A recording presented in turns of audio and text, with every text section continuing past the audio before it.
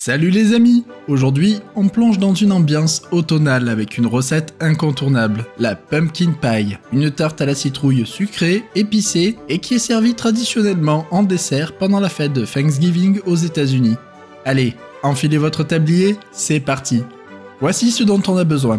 1 kg de citrouille pelée, que j'ai remplacé ici par une courge musquée. En effet, trouver une vraie citrouille n'est pas si simple en France, mais beaucoup d'autres courges peuvent la remplacer. La courge musquée a une saveur fruitée, juteuse, sucrée et très riche en glucides.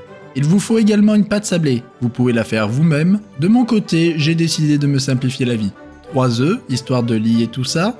20 centilitres de lait concentré non sucré pour la touche crémeuse. Attention, le non sucré est important. 150 g de sucre roux, ça apporte un petit goût caramélisé. Et pour les épices, 3 pincées de muscade, une cuillère à café de cannelle et une demi-cuillère à café de gingembre en poudre. Vous pouvez ajuster selon vos goûts. On commence par faire cuire la citrouille dans de l'eau bouillante ou à la vapeur jusqu'à qu'elle soit bien tendre. Une fois prêt, on la transforme en purée. Dans un saladier, on casse les œufs, on ajoute le sucre roux et on fouette jusqu'à que ça devienne bien homogène. Ensuite, c'est le moment des épices, cannelle, muscade, gingembre. On ajoute maintenant la purée de potiron et le lait concentré. À nouveau, on mélange jusqu'à que ce soit homogène. Et là, ça commence déjà à sentir bon.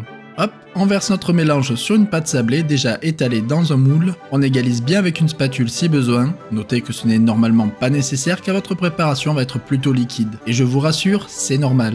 Maintenant, direction le four préchauffé à 180 degrés et vous laissez cuire pendant 15 minutes. Après ça, on baisse la température à 165 degrés et on laisse cuire encore 30 minutes. N'hésitez pas à ajuster les températures suivant la puissance de votre four. Il faut sortir la tarte du four quand le centre n'est pas encore assez cuit pour une raison très importante. La cuisson différée, c'est lorsque la tarte continue de cuire à cause de la chaleur résiduelle après que vous l'ayez sortie du four.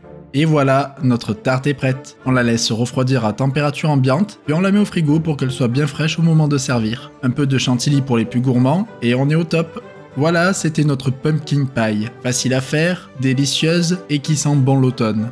Testez-la chez vous et dites-moi en commentaire ce que vous en avez pensé. Allez, moi je file déguster ça. Je vous dis à bientôt pour une nouvelle recette.